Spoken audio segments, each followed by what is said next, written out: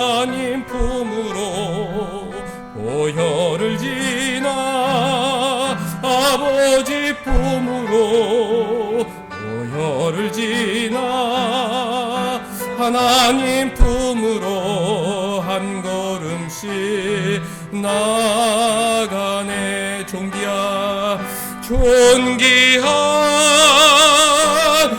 보혈이 내 영을 새롭게 하시네. 존귀한 주 보혈이 내 영을 새롭게 하네. 한 번 더. 존귀한 주 보혈이 내 영을 새롭게 하시네. 존귀한 주 보혈이 내 영을 새롭게 하네.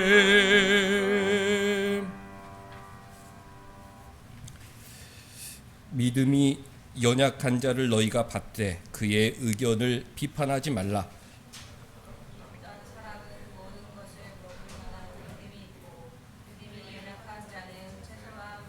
먹는 자는 먹지 않는 자를 업신여기지 말고 먹지 않는 자는 먹는 자를 비판하지 말라. 이는 하나님이 그를 받으셨음이라.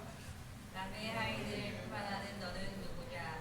그가 서 있는 것이나 넘어지는 것이 자기 주인에게 있음에 그가 세금을 받으리니 이는 그를 세우시는 권능이 주께 있습니다. 어떤 사람은 이 날을 전날보다 낮게 여기고 어떤 사람은 모든 날을 같게 여기나니 각각 자기 마음으로 확정할지니라. 나를 중히 여기는 자도 주를 위하여 중히 여기고 먹는 자도 주를 위하여 먹으니 이는 하나님께 감사하며 먹지 않는 자도 주를 위하여 먹지 아니하며 하나님께 감사하니라. 우리 중에 누구든지 자기를 위하여 사는 자가 없고 자기를 위하여 죽는 자도 없도다. 우리가 살아도 주를 위하여 살고 죽어도 주를 위하여 죽나니 그러므로 사나 죽으나 우리가 주의 것이로다. 이를 위하여 그리스도께서 죽었다가 다시 살아나셨으니 곧 죽은 자와 산 자의 주가 되려 하심이라. 내가 어찌하여 내 형제를 비판하느냐? 어찌하여 내 형제를 업신여기느냐? 우리가 다 하나님의 심판대 앞에 섰다. 기록되었으되 주께서 이르시되 내가 살았노니 모든 무릎이 내게 꿇을 것이요 모든 혀가 하나님께 자백하리라 하였느니라. 이러므로 우리 각 사람이 자기 일을 하나님께 짓고 하리라. 아멘. 우리 하나님 우리 아버지와 주 예수 그리스도로부터 은혜와 평강이 있기를 원하노라. 아멘.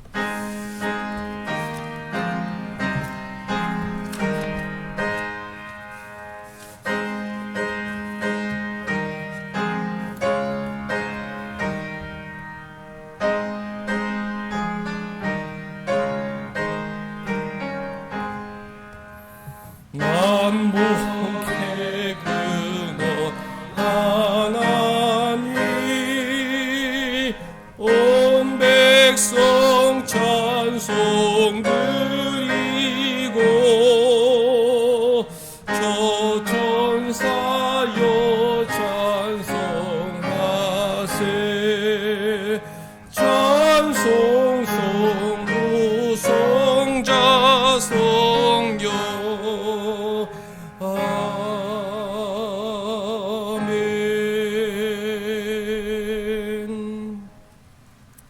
할렐루야. 전능하사 천지를 만드신 하나님 아버지를 내가 믿사오며 그 외아들 우리 주 예수 그리스도를 믿사오니 이는 성령으로 잉태하사 동정녀 마리아에게 나시고 본디오 빌라도에게 고난을 받으사 십자가에 못 박혀 죽으시고 장사한 지 사흘 만에 죽은 자 가운데서 다시 살아나시며 하늘에 오르사 전능하신 하나님 우편에 앉아 계시다가 저리로서 산자와 죽은 자를 심판하러 오시리라. 성령을 믿사오며 거룩한 공회와 성도가 서로 교통하는 것과 죄를 사하여 주시는 것과 몸이 다시 사는 것과 영원히 사는 것을 믿사옵나이다. 아멘.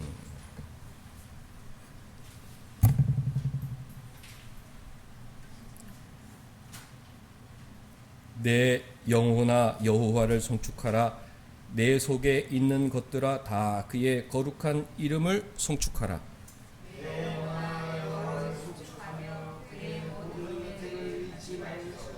그가 내 모든 죄악을 사하시며 내 모든 병을 고치시며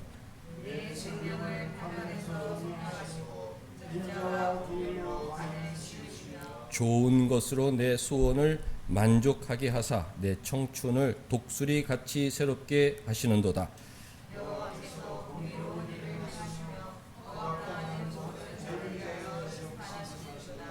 그의 행위를 모세에게 그의 행사를 이스라엘 자손에게 알리셨도다.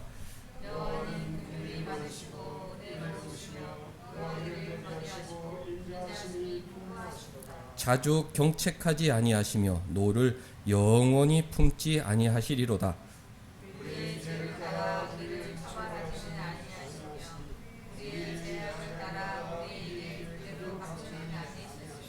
이는 하늘이 땅에서 높음같이 그를 경외하는 자에게 그의 인자하심이 크심이로다.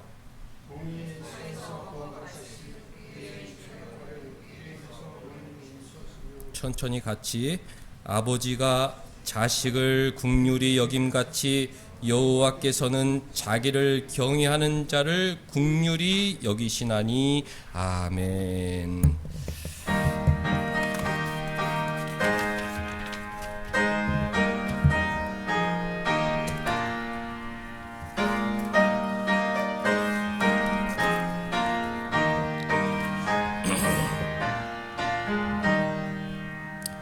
멸류관 벗어서 주 앞에 드리세. 저 천사 기쁜 노래가 온 땅에 퍼지네. 내 혼아 깨어서 주 찬송하여라. 온 백성 죄를 속하신 만왕의 왕일세. 멸류관 벗어서 주 앞에 드리세. 그 손과 몸의 상처가 영광 중 빛나네. 하늘의 천사도 그 영광 보고서 고난의 신비 알고자 능모하도다. 멸류관 벗어서 주 앞에 드리세. 온 세상 전쟁 그치고 참 평화 오겠네. 주 보좌 앞에서 온 백성 엎드려 그 한량없는 영광을 찬송합니다.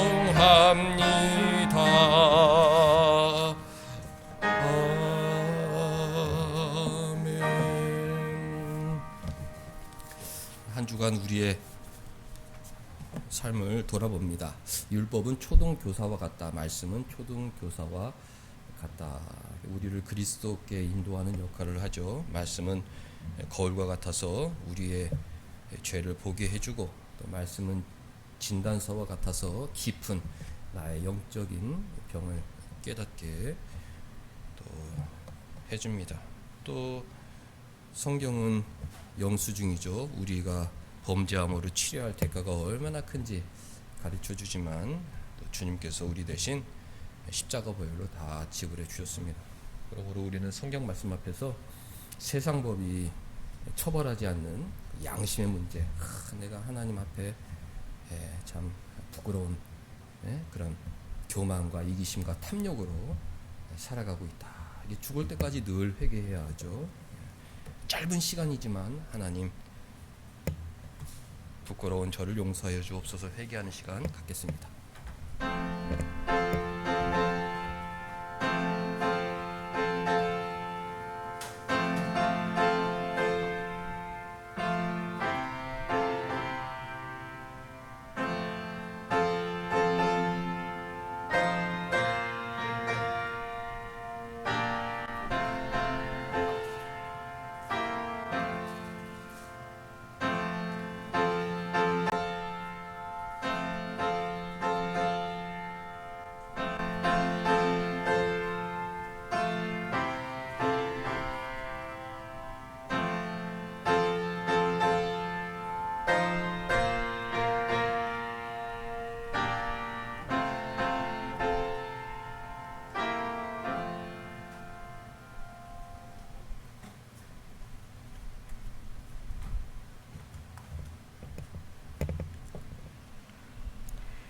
하나님 아버지 감사합니다.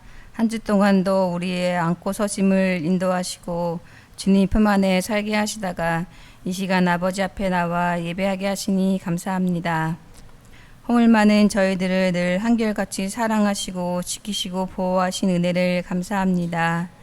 우리에게 믿음 주셔서 주님의 몸된 교회에 나와 예배 드리게 하시니 감사드리며 이 시간 찬양과 기도를 드리고 말씀으로 은혜를 받아 우리의 몸과 마음이 주님이 공급해 주시는 은혜로 우리 영이 더욱 새롭게 되기를 간절히 바라고 원합니다. 참된 소망이 되시는 하나님 아버지 감사합니다. 하지만 하나님의 선하심을 믿으면서도 세상의 유혹에 빠져 잘못된 길을 걸을 때가 많습니다. 말씀 앞에 저희를 세우지 못하고 늘 제약 앞에 무너지는 저희를 긍휼히 여기사 모든 죄를 회개하게 하여 주시옵소서. 우리의 마음이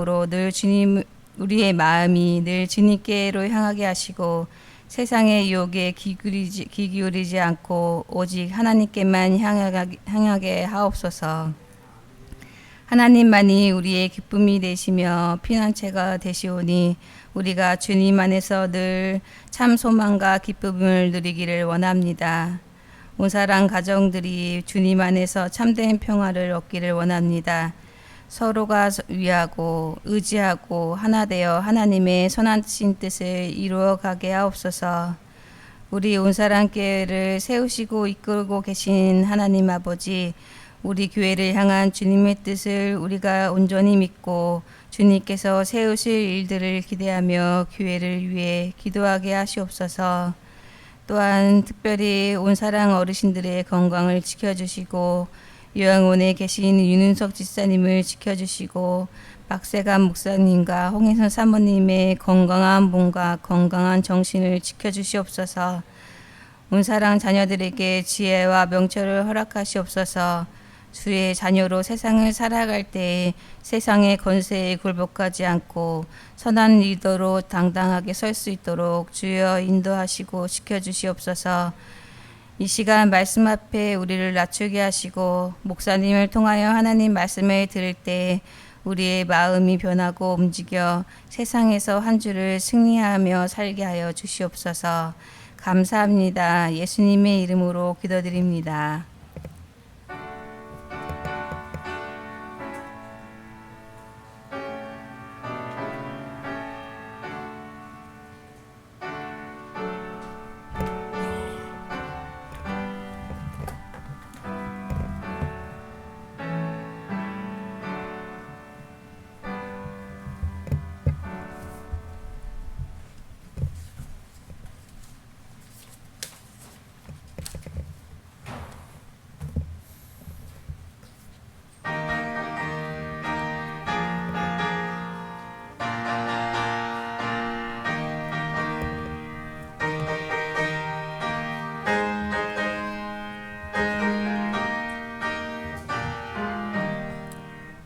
예수가 함께 계시니 시험요나 겁없네. 기쁨의 근원 되시는 예수를 위해 삽시다.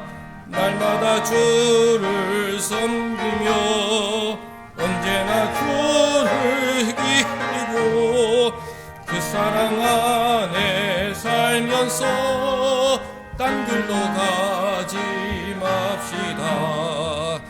이 세상 사는 동안에 주의는 전파하면서 무한한 복락 주시는 예수를 위해 삽시다.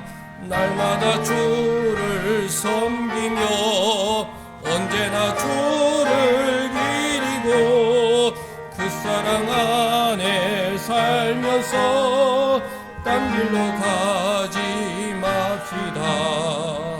이 세상 친구 없어도 예수는 나의 친구니 불의한 일을 버리고 예수를 위해 삽시다. 날마다 주를 섬기며 언제나 주를 기리고 그 사랑 안에 살면서 딴 길로 가지 맙시다.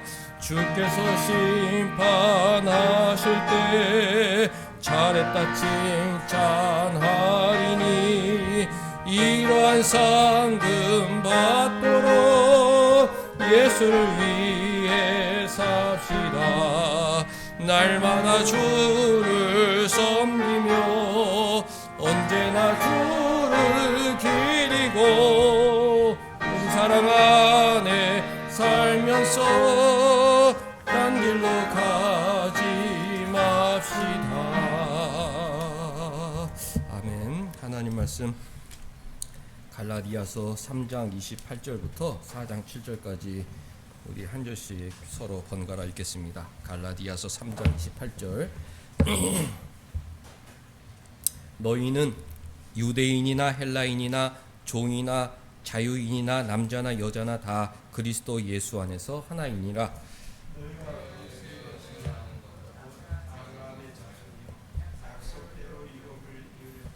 내가 또 말하노니 유업을 이을 자가 모든 것의 주인이나 어렸을 동안에는 종과 다름이 없어서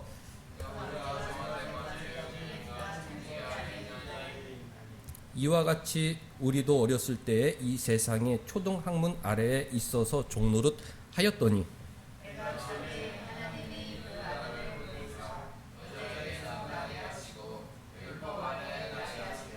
율법 아래에 있는 자들을 속량하시고 우리로 아들의 명분을 얻게 하려 하심이라.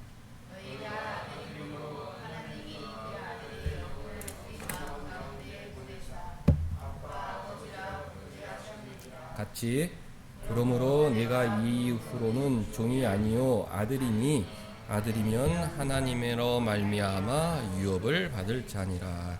아멘. 유대인들은 율법을 지킴으로 구원을 얻는다 이런 생각을 가지고 있었는데 바울이 아니다, 예수님 믿음으로 구원받는다. 예수님의 희생 제사 그 십자가 보혈로 우리는 속량을 얻고 대속받아 하나님의 자녀가 되었다. 그것을 갈라디아서에서 잘 설명해 주고 있습니다. 4장 4절 말씀 보면 때가 참에 하나님이 그 아들을 보내셨다. 여자에게서 나게 하셨다. 율법 아래에 나게 하셨다. 율법 아래에 있는 자들을 속량하시고 우리로 아들의 명분을 얻게 하려 하셨다. 그렇게 설명하시죠. 오늘은 이 때가 참에라는 말씀을 깊이 살펴보려고 하는데요. 하나님께서 때가 되어서 예수님을 이 땅에 보내주셨다는 것입니다. 이 소제목을 그리스도 탄생의 적시성, 아주 적당한 때에 하나님께서 예수님을 보내주신 것이죠. 우리가 기독교인으로서 하나님의 섭리를 인정하고 살아야 합니다. 하나님은 만물을 다스리신다. 자기가 원하시는 것을 원하시는 때에 이루신다. 이런 확신이 있어야 하죠. 내가 아무리 무엇인가 원하고 또 내가 원하는 때에 그것을 이루어지기를 바라지만 주님 뜻이 아니라면 이루어지지 않습니다. 그러니까 우리는 늘 주님의 뜻을 구하고 주님의 때를 기다려야 하죠. 섭리와 관련해서 우리가 늘 묵상해야 하지만 특별히 하나님께서는 모든 일의 제1원인이시지만 그 제2원인을 사용해서 뜻을 이루신다는 이 섭리의 법칙을 잘 이용해야 합니다. 이해해야 합니다. 그러니까 쉽게 말해 하나님은 사람을 통해서 뜻을 이루시는 거죠. 제1원인은 하나님이시지만 중간에 제2원인인 사람이 있다. 늘 사람을 통해서 뜻을 이루어 가십니다. 선한 사람을 통해서 선한 뜻을 이루시고 또 악한 사람을 통해서 또 하나님의 뜻을 이루십니다. 우리 신자들은 하나님의 선한 도구가 되기를 늘 사모해야 하죠.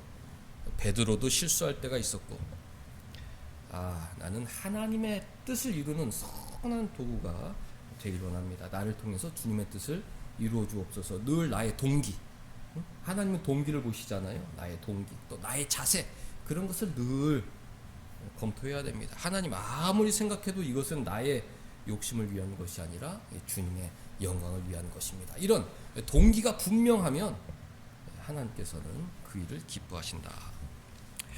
그런데 하나님께서는 우리의 실수와 우연도 이용해서 뜻을 이루어 가신다. 이게 참 신비롭고 은혜스러운 대목입니다. 하나님은 우리의 실수조차도 이용해서 제1원인은 하나님, 그리고 두 번째 제2원인은 우리의 실수. 그런데 돌이켜보면 그 실수조차도 하나님의 뜻을 이루는 도구였다. 그런 것을 경험할 때가 많이 있습니다. 예를 들어서 요셉의 형들이 요셉을 팔았잖아요. 그것은 어떤 시기심, 인간의 실수죠. 그러나 그 실수를 통해서 결국은 그 가족을 구원하는 하나님의 뜻을 이루었던 것입니다. 그러니까 우리가 늘 실수하고 살죠. 그런데 그걸 자책하고 그냥 자포자기하면 하나님의 뜻을 이룰 수가 없습니다. 그러니까 내가 실수했다, 그것을 인정하고 하나님 그럼 이것을 통해서 어떤 뜻을 이루고자 하십니까? 저에게 지혜를 주옵소서. 이것을 통해 하나님 이루고자 하시는 뜻을 이루소서. 이제 그런 기도가 있어야죠. 신자는 지금 과거의 모습은 중요하지 않습니다. 그 과거의 모든 그런 나의 인생조차도 하나님의 도구였기 때문에 지금 그러면 나는 어떻게 하느냐. 오늘 거기에 집중하고 거기에 하나님의 뜻을 이뤄가려고 노력을 해야 하는 것이죠. 하나님께서는 만물을 자기 섭리대로 주관하시는데 예수님께서 이 땅에 오시는 그 순간도 하나님의 큰 섭리였다. 너무나 당연하지 않습니까? 하나님께서 우리 한 사람을 이 땅에 보내실 때도 우리 개인에게 가장 좋은 때 보내시고 또 개인과 가족에게 가장 좋은 때 하늘로 데려가시는 거예요. 그러니까 우리는 그것을 인정하고 받아들여야 합니다. 우리 아버지가 가장 좋은 때 오셔서 가장 좋은 때 가셨다. 나도 이 세상에 가장 좋은 때 태어나서 가장 좋은 그런 시절을 살다가 가장 좋은 때 하나님께로 돌아갈 것이다. 이런 이제 개인적인 그 생과사도 하나님의 섭리하에 있다는 것을 확신해야 하는데 예수님의 탄생은 당연히 하나님께서 가장 좋은 때, 가장 적당한 때 이 땅에 허락하신 것입니다. 그러니까 그리스도의 탄생의 적시성, 이것을 잘 이해하면 이 만물은 하나님 손 안에 있구나. 나의 인생도 하나님의 손 안에 있구나. 제일 좋은 때 이 땅에 보내시고 또 제일 좋은 때 나를 데려가시겠구나. 이런 소망 가운데 살 수가 있는 것이죠. 예수님께서 어떤 때 이 땅에 오셨느냐, 그런 것을 많은 목사님들이 설교하는데요. 몇 가지 요약하고 또 제가 묵상한 거 또 덧붙이고 하나님 말씀을 전하겠습니다. 제일 먼저는 로마 제국이 유대를 점령했을 때, 로마 제국의 판도가 가장 넓어졌을 때, 그때 이 세상에 예수님께서 오셨죠. 예수님께서 유대가 독립국이었을 때 태어나셨더라면 그 복음은 그 유대 그 지역 조그만 땅덩어리 안에 국한되었을 것입니다. 그런데 로마 제국이 유대를 점령하고 모든 그 당시의 세계가 하나가 되었을 때, 아주 적당한 때죠. 그때 예수님께서 오심으로 그 복음이 땅끝까지 그 당시의 모든 세계에 전파될 수 있었던 것입니다. 유대 민족으로 보면 뼈아픈 역사죠. 식민국가가 되었기 때문에 총독이 다스리는 로마 제국의 제일 동쪽 끝에 있는 변방이었기 때문에 수치스럽고 모욕적인 일이었죠. 그 당시에도 독립투사, 민족의 독립을 위해 노력하는 그런 열심당 같은 유대 세력이 있을 만큼 뼈아픈 역사였지만, 그러나 우리가 하나님의 시각으로 볼 때는 가장 적당한 때, 그 당시 세계의 판도가 가장 넓어졌을 때, 진짜 복음이 가장 넓은 지역으로 퍼져나갈 수 있도록 하나님께서 주님을 보내주셨구나, 그렇게 이제 이해할 수 있는 것이죠. 모든 길은 로마로, 그런 말이 있죠. 지금도 로마 사람들이 닦아놓은 길은 너무 튼튼하다고 하죠. 돌을 갖다가 얼마나 그렇게 촘촘하게 잘 박아 놓았는지 지금도 마차를 굴려도 얼마든지 사용할 수 있는 그런 길이라고 합니다. 이 로마 사람들이 정복을 하고 또 정복지에 있는 좋은 것을 로마 수도로 보내기 위해서 도로를 잘 정비했는데, 그 덕분에 사도 바울도 걸어서 로마까지 여행을 할 수 있었습니다. 이 세상에서 일어나는 모든 일들은 다 주님을 위한 도구에 불과하다, 그런 것을 깨닫게 되는 대목이죠. 우리나라가 막 발전해요. 우리나라가 살기 좋은 나라가 됩니다. 세상 사람들은 이게 살기 좋은 나라가 돼서 참 좋다, 이 정도 수준에 머무를 수밖에 없지만, 우리 신자들은 이런 살기 좋은 세상이 되어 교회가 복음을 마음껏 전할 수 있게 되었구나. 모두가 풍요로워졌더니 또 하나님께 더 헌신할 수 있는 시간과 또 물질도 많아지고, 그것을 통해서 더 복음을 전할 수 있는 그런 시대가 되었구나. 그런 하나님의 눈으로 세상을 보는 관점이 있어야 됩니다. 모든 길은 로마로, 유대에서 로마까지 얼마든지 자기가 원하면 걸어 다닐 수 있는 그런 시절에 하나님께서 주님을 세상에 보내셨다. 로마 사람들이 만든 그 길을 이용해서 복음을 전할 수 있도록 하나님은 가장 적당한 때에 예수님을 이 땅에 보내주셨던 것입니다. 예수님께서 태어났던 시대에는 헬라어가 공용어였죠.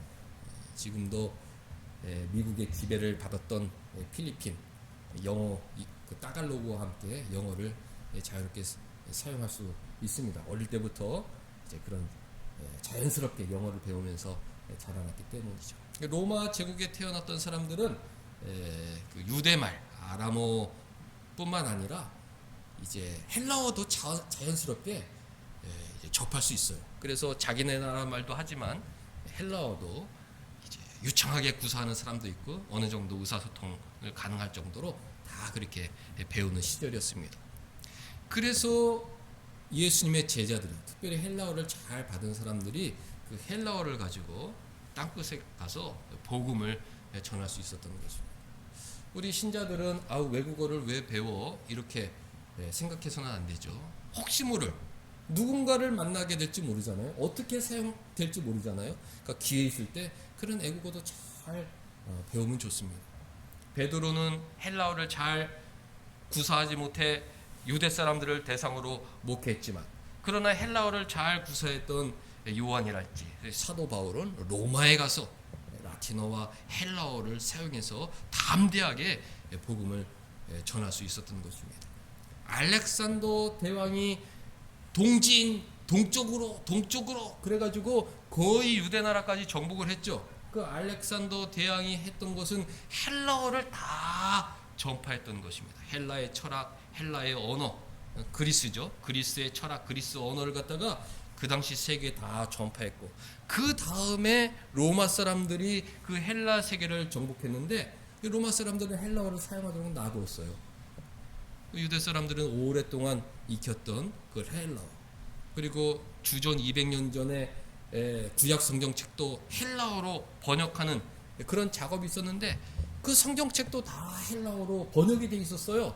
그래서 그 헬라어 성경을 들고 헬라어를 사용하면서 지금 우리가 영어를 배우기에는 얼마나 어렵습니까? 근데 그 당시 사람들은 태어나면서부터 자연스럽게 그 헬라어를 받아들였기 때문에 헬라어 성경을 들고 헬라어로 복음을 땅끝까지 전할 수 있었다. 가장 좋은 시절에 적당한 때에 하나님께서 주님을 이 세상에 보내셨고 사도를 통해서 땅끝까지 복음이 전파되게 하셨다는 것입니다.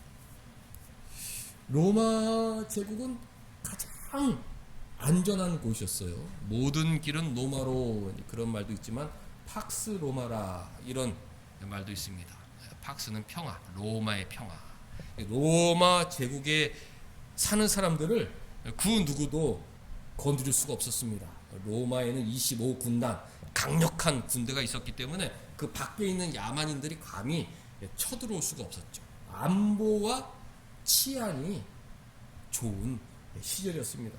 그렇기 때문에 사도들이 마음 놓고 산도 넘고 강도 건너서 복음을 전할 수 있었죠. 사도 바울의 고백대로 강도 때도 만나기도 했지만 그럼에도 불구하고 안전한 시절이었다. 누구든지 안전하게 여행할 수 있는 곳이었습니다. 대한민국이 그렇죠. 세상에서 가장 안보와 치안이 좋은 나라. 그것을 굉장히 감사하고 고맙게 생각해야 합니다. 우리나라의 안보와 치안이 확실한 것, 좋은 나라다. 거기에 멈추지면 안 되고, 하나님께서 안전하게 예배드릴 수 있도록 우리나라를 축복해 주시는구나. 지금도 공산권은 자유가 없잖아요. 이동의 자유, 여행의 자유가 없습니다. 예배의 자유가 없습니다. 다 뒤에서 공산당 간부들이 감시를 하고 있어요. 무슨 말을 하나. 그래서 공산당을 비판하는 얘기를 하면 당장 데려다가 수청합니다. 예배의 자유가 없는 것이죠. 양심의 자유가 없는 것이죠. 그러나 우리 대한민국은 예배의 자유가 있다. 복음 전파의 자유가 있다. 풍요로운 세상이기 때문에 내가 원하면 얼마든지 하나님께 헌신할 수 있는 그런 좋은 시절인 거죠.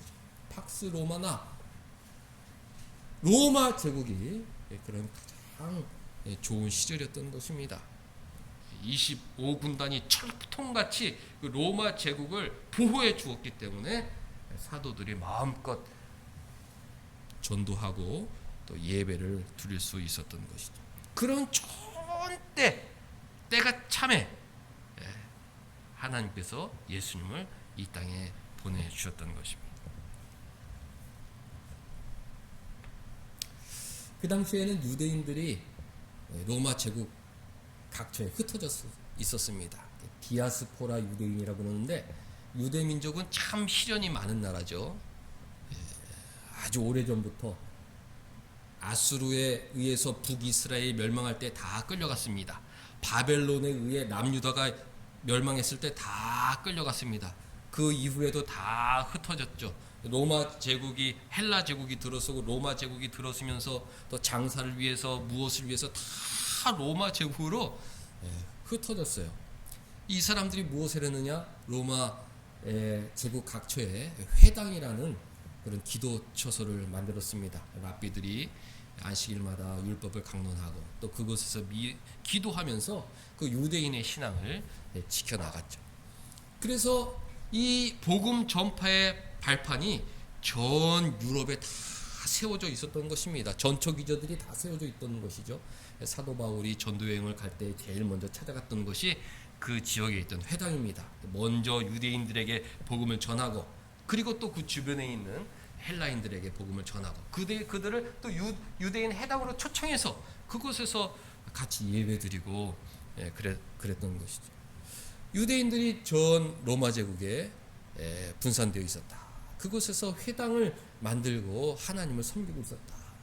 그런 때에 예수님을 이 땅에 보내셨던 것입니다. 생각해 보시기 바랍니다. 유대가 독립국가였고 그 안에 성전에서만 예배를 드리고 있었을 때 먼 지역에서 예루살렘 성전을 찾아 거기에 가서만 하나님께 합당한 예배를 드릴 수 있었던 그런 때에 예수님께서 오셨더라면 어떻게 땅끝까지 복음을 전할 수 있겠습니까?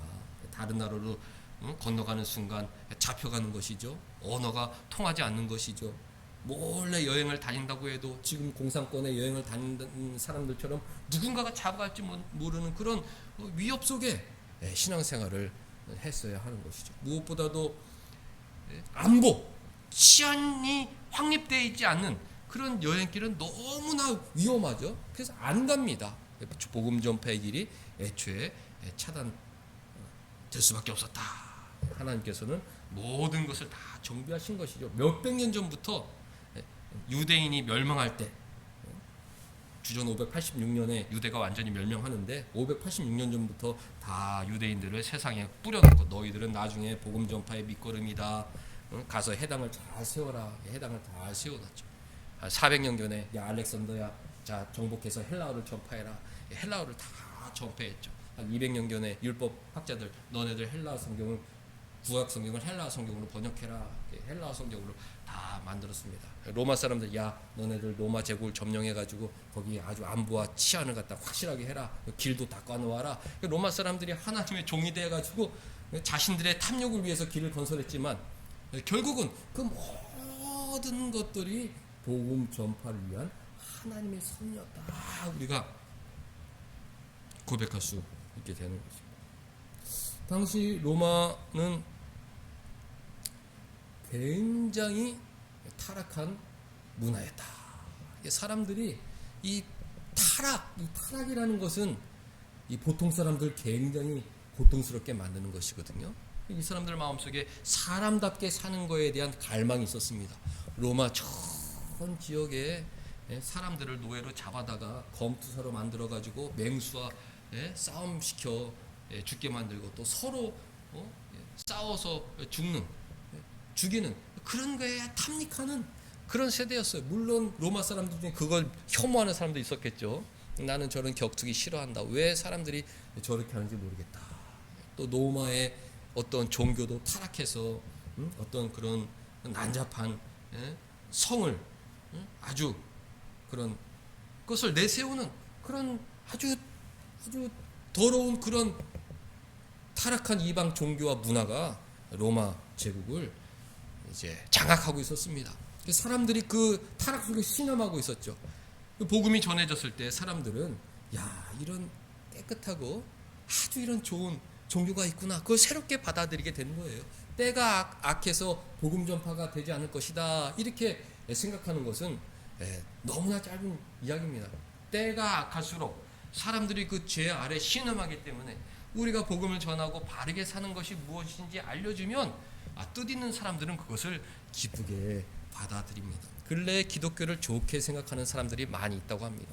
사회가 타락하고 마귀의 하수인들이 세상을 어지럽게 만드는데 목사들만 바른 이야기를 하고 바른 가치관을 가르치려고 아주 고군분투하니까 뜻있는 사람들이 역시 기독교 교회밖에 없다. 역시 목사밖에 없다.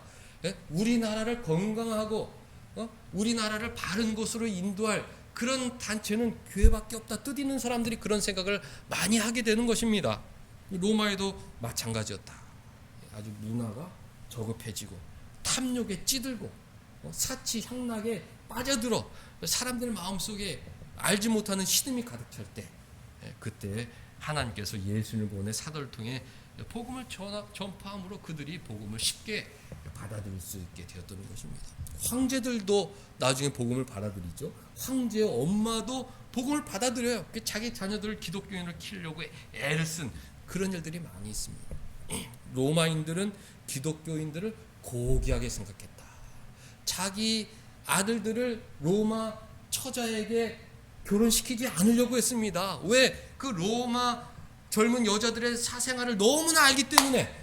그래서 귀족 집안들은 어떤 사람들을 며느리로 데려오려고 했느냐? 기독교인들 중에서 데려오려고 했어요. 정숙하고 고결하고 정결하고 가족들을 잘 섬기는 그런 문화에서 자라났던 그 기독교인 젊은 여성들 1등 신부감으로 로마 제국 안에서 아주 인기가 많았습니다.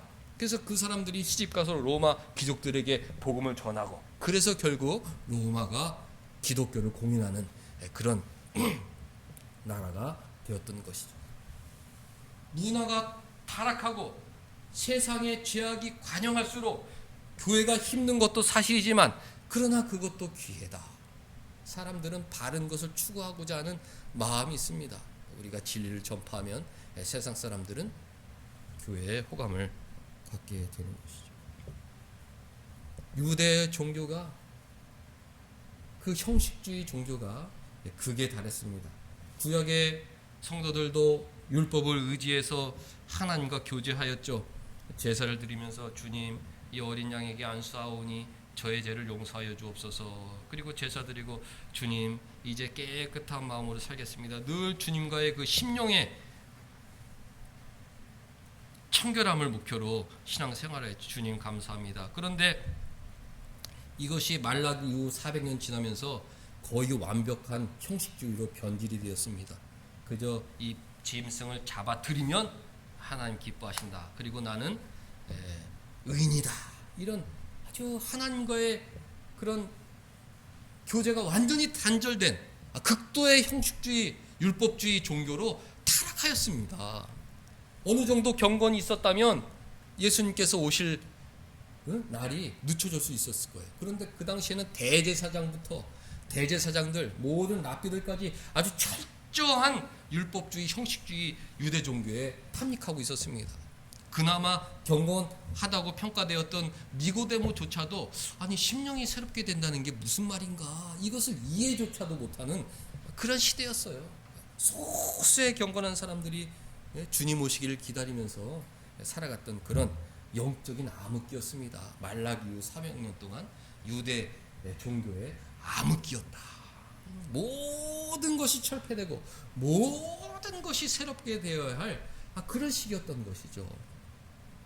모세 시대에 회막을 중심으로 예배를 드렸습니다. 회막 가운데 쉐케나 구름이 임재하면 우리 주님이 함께 하시는구나. 거기서 제사하고 예배드리며 하나님을 잘 섬겼죠.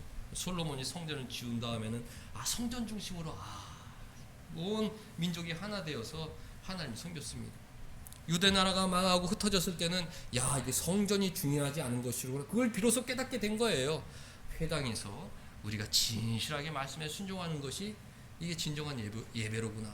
그런 것을 이제 깨달았는데, 그런데 예수님 태어나실 때는 대제사장부터 납비까지 하나님과의 친밀한 교제는 전혀 관심도 없고 그런 게 일어나지 않는 영적인 침묵기였다.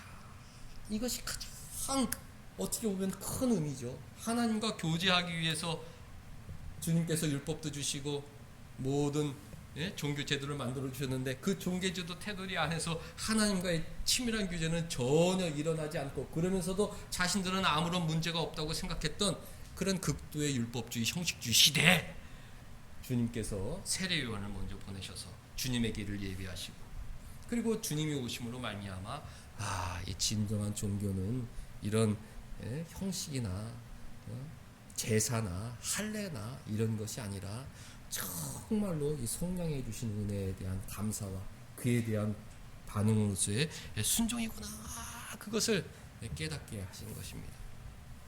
하나님은 섭리의 하나님이시다. 온 우주 만물을 섭리하신다. 사람의 인생을 섭리하신다. 인류의 역사를 섭리하신다. 가장 적시에 하나님께서 주님을 이 땅에 보내주셨다.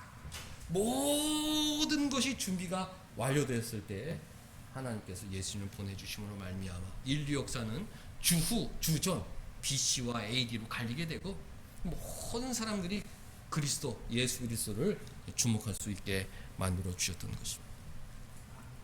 때가 차면 하나님께서 그 아들을 보내셨다. 이 말씀 속에서 우리가 배울 수 있는 교훈들이 많이 있죠. 역사의 주관자시다. 하나님은 로마의 탐욕을 이용해서, 알렉산더 로마 황제들의 탐욕을 이용해서까지도 복음 전파를 이루셨구나. 신기하다. 유대인들의 그 실수를 통해서도 하나님께서는 뜻을 이루어 가시는구나. 그런 것을 배우게 됩니다.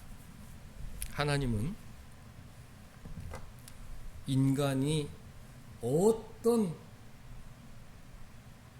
죄악을 저지르고 다 같이 힘을 모아 하나님을 반대할지라도 그것을 전혀 문제 삼지 않는 전능하신 섭리의 하나님이십니다. 그것을 통해서도 그래 너희들 나중에 최후의 심판을 기다려라. 그러면서도 교회를 세우시고 교회를 유지하시고 그 안에 자기 백성들을 양육하시고 또 교회를 통해서 복음을 전하시는 일을 마음껏 해나가시는 분이라는 그런 확신을 갖고 살 수 있는 것이죠. 우리 개인적인 인생에도 적용해 볼 수 있습니다. 다 인생에 때가 있다. 하나님께서 원하시는 때가 무엇입니까? 우리가 주님을 만나고 더 주님 닮아가는 그 주님과의 친밀한 교제 때를 원하세요. 유대인들은 어떤 때를 원했습니까? 독립의 때를 원했죠. 로마인은 어떤 때를 원했습니까? 번영의 때를 원했죠. 그러니까 세상 사람은 다 그런 어떤 물질적인 때를 원하는 거예요. 육신의 때를 원하는 것입니다. 내가 성공하고 내가 부유하고 나의 명예를 드높이고 이런 때를 갈망하고 그런 어떤 자신의 이기적인 때를 위하여 종교 활동을 하는 사람들이 많이 있죠. 그러나 하나님은 그런 때를 원하지 않습니다. 주님과의 친밀한 교제, 주님의 영광이 드러나고 온 백성이 주님 앞에 무릎 꿇는 그 때를 원하시는 거죠. 개인의 때도 마찬가지입니다. 내가 주님을 더 깊이 만나고 내가 주님 형상을 더 닮아갈 수 있도록 나의 인생의 모든 것을 섭리하시는 것입니다. 내가 실수가 있다. 그것을 통해서 주님을 더 찾게 되고 내 인생에 고난이 있다. 그것을 통해서 더 주님을 가깝게 하게 되는 것입니다. 때가 참에 주님 닮은 하나님의 형상으로 하나님께 쓰임받도록 우리를 양육하고 계시는 것이죠. 한 주간 살아갈 때에 하나님은 때를 주관하시는 분이시다. 모든 때를 주관하신다. 근데 그 때의 목표는 무엇이냐? 주님의 영광. 주님의 영광. 주님의 이름이 더 높아질 수 있도록 때를 주관하신다. 그것을 확신하면서 주님 제 인생의 때를 주관하시는 줄 제가 믿습니다. 저를 사용하여 주셔서 하나님의 자녀로 더 성장시켜 주셔서 하나님의 뜻에 합당한 종이 되게 하여 주옵소서. 기대하고 소망하고 기다리고 기도하는 우리 모두가 될 수 있기를 주님의 이름으로 축복합니다. 기도하겠습니다. 하나님, 때가 참에 예수 그리스도 이 세상에 보내주셔서 복음이 땅끝까지 전파되게 하시고 저희도 그 복음의 은혜 가운데 하나님을 아빠 아버지라 부르며 살게 하여 주시니 감사드리옵나이다. 이 세상의 모든 세속사도 다 구속사를 위한 하나님의 섭리의 도구에 불과하다는 것을 오늘 함께 살펴보았사온데 우리의 인생의 깊이가 깊어지게 하여 주시고 세상과 나를 바라보는 시각이 더 깊어지게 하여 주셔서 내가 더 거룩하게 성장하는 그 때를 바라보며 살아가는 하나님의 자녀로 살게 하여 주옵소서. 예수님의 이름으로 기도하옵나이다. 아멘.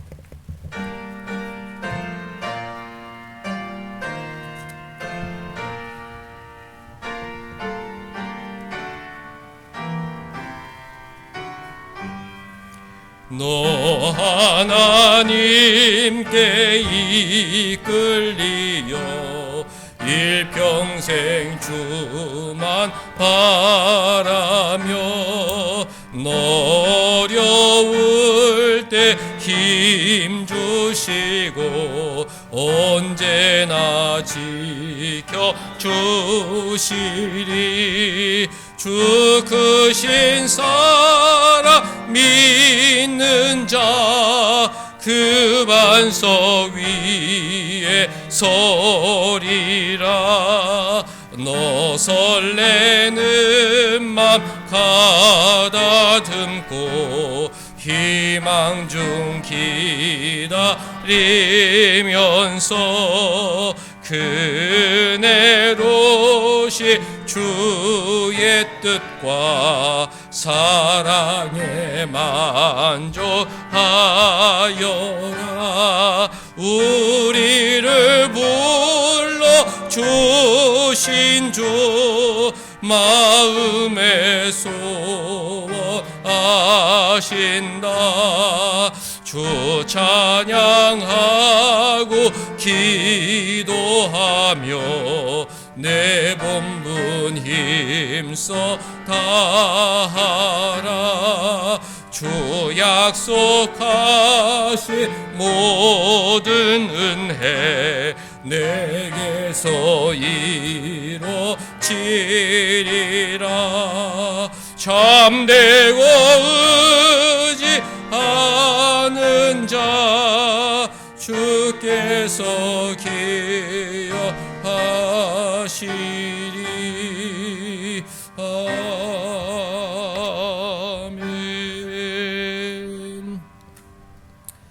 하나님 아버지, 무더운 여름 잘 지내게 하여 주시니 감사드리옵나이다. 이창현 사모님 예배 기도 중에 올렸던 것처럼 우리 성도들의 건강을 하나님 특별히 더 지켜주셔서 9월, 10월 건강한 모습으로 하나님 예배하고 맡겨진 일 잘 감당케 하여 주옵소서. 예배 중에 귀한 예물 드리게 하여 주시니 감사드리옵나이다. 비를 내시는 분이 하나님이시오니 우리는 씨를 뿌리지만 비를 내려 열매 맺게 하시는 분은 하나님이시오니 우리 삶에 풍성한 열매들이 맺게 하여 주셔서 기쁘고 즐겁게 하나님 예배하며 섬기며 살게 하여 주옵소서. 하나님, 새로 시작한 여러 가지 일들이 있사옵나이다. 하나님께서 복 내려 주셔서 하나님과 더욱 가까워지고 하나님의 은혜를 깊이 체험하는 계기들이 되게 하여 주옵소서. 하나님, 온사랑교회 오늘까지 인도하여 주시니 감사드리옵나이다. 하나님의 섭리로 인도하고 계신 줄 확신하고 우리가 예배드리고 섬기고 있사오니 하나님 지혜를 주시고 하나님의 귀한 섭리대로 온사랑교회 인도하여 주셔서 우리 후손들의 마음껏 예배하고 찬송하는 그런 교회가 되게 하여 주옵소서. 한 주간 동안 하나님의 섭리를 깊이 묵상하길 원하옵나이다. 우리의 실수, 인간의 욕심까지도 사용하여서 하나님께서 복음을 전파하셨듯이 하나님께서는 우리 모든 상황과 사건들을 이용하여 내 인생을 인도하고 계시다는 그런 믿음으로 소망 가운데 살게 하여 주옵소서. 예수님의 이름으로 기도하옵나이다. 아멘. 다 같이 일어나셔서 2장 찬송 부르신 후에 우리 사랑하는 사람들 하나님의 섭리, 하나님의 때를 확신하며 살게 하옵소서. 축복하겠습니다. 찬양 성부 성자 성교 성삼위일체께 영원 무궁하기까지 영광을 돌리세 영광을 돌리세. 아멘. 하나님 아버지, 사랑하는 사람들 하나님의 때가 있음을 확신하며 살게 하여 주옵소서. 하나님은 만물을 주관하시며 자기가 원하시는 사람들을 통해 자기가 원하시는 일을 자신의 때에 이루신다는 것을 확신하게 하시고, 혹시라도 마음이 무겁고 여러 가지 고민이 있을지라도 그 틀림없는 하나님의 섭리를 바라보며 용기 내고 새롭게 살게 하여 주옵소서.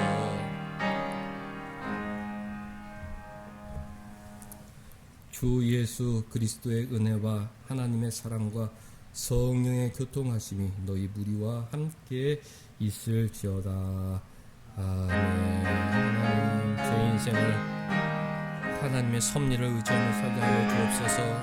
저의 부족함, 저의 허물, 저의 실수조차도 하나님의 뜻을 이루기 위한 도구임을 확신하고 늘 감사하며 기쁘게 지금 내게 주신 일을 감당하며 살게 하여 주옵소서.